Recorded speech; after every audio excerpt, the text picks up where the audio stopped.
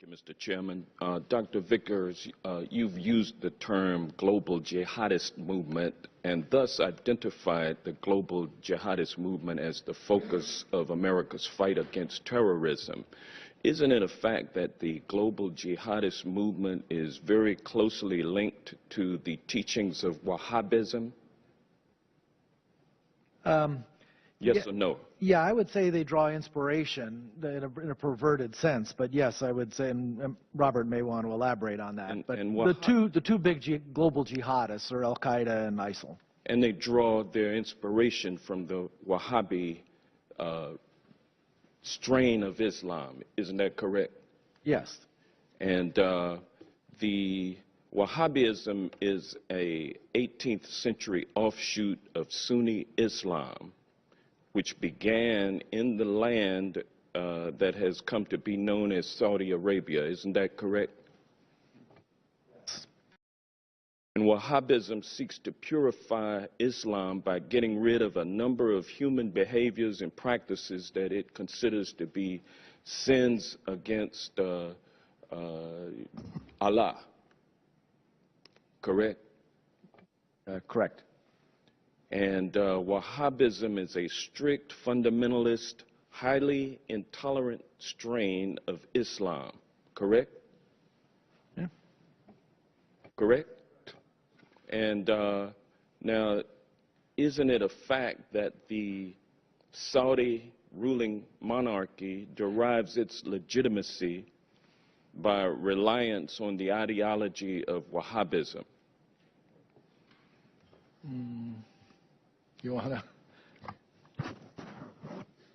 The Saudis are riding a tiger. The Saudis are riding a tiger.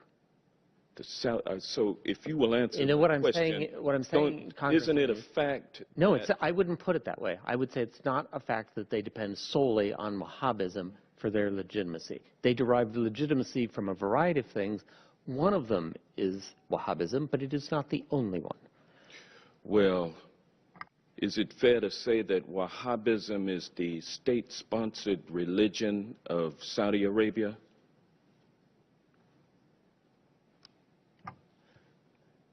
Yes, the Saudi government sanctions Wahhabi imams in their major mosques.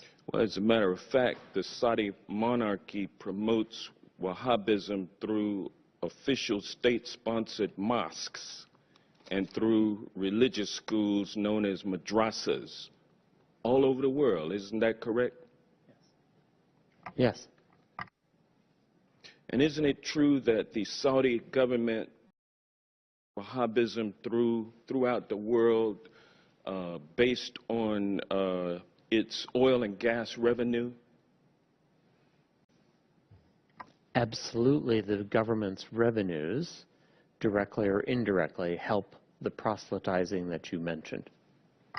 And the Wahhabism ideology lines up with the ideology of ISIL. Isn't that correct? I would say no. For example, the Wahhabis in Saudi Arabia, the official ones, do not kill Shia. They persecute them. They do not have equal rights. They do not have equal rights, but they don't kill them. However, a Shia in Mosul or a Shia in Raqqa is liable to be killed. Well, yeah, but it's true, though, that the ideology of ISIL lines up with Wahhabism.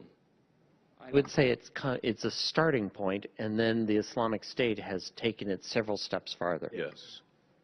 And is it fair to say that Saudi support for the teachings of Wahhabism create fertile ground for ISIL recruitment efforts? I think Saudi promotion of Wahhabism is absolutely a problem in terms of Islamic State recruitment. And so we will be unable to defeat the global jihadist movement, which is based on largely Wahhabism, which is a state-sponsored religion of Saudi Arabia, without somehow enlisting the support of the Saudi royal family in withdrawing its financial support for Wahhabism. Is that a fair assessment? So in the discussion we had earlier about dealing with radicalization in the first place, this is what you're talking about, right? I think Saudi Arabia is a center of where that needs to take place. So there needs to be a discussion with the Saudis about their support for Wahhabism and how it should be treated and how they should think about it. So absolutely right. What was the latest amount of arms that we sold to Saudi Arabia? The latest shipment, I think it was, what, $100 million worth of arms? Well, there's support for the campaign in Yemen, but the arms sales that occur periodically are in the billions of dollars.